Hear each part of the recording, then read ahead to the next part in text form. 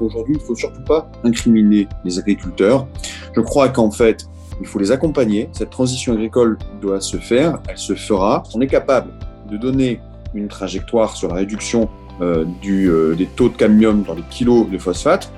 Donc l'objectif de Safer Phosphate est de sensibiliser la société aux risques que représente la présence du cadmium dans l'environnement et dans les aliments. L'objectif n'est pas ici de sanctionner l'agriculteur qui ne suivrait pas une approche durable, mais bien au contraire, de faire comme l'a proposé d'ailleurs le directeur général de la DGAL pour le biocontrôle, bien au contraire, d'encourager les agriculteurs à se tourner vers cette agriculture plus verte. Le cadmium est évidemment un métal lourd très cumulatif. Il s'accumule dans les sols, dans l'environnement, il s'accumule dans le corps humain, principalement dans le rein qui est l'organe cible critique.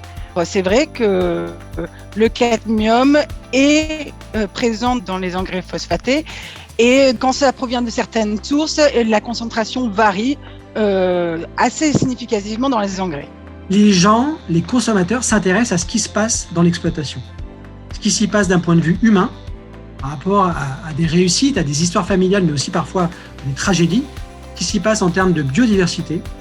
Il y a un questionnement qui se pose de plus en plus, mais je ne vous cacherai pas qu'on traîne des pieds.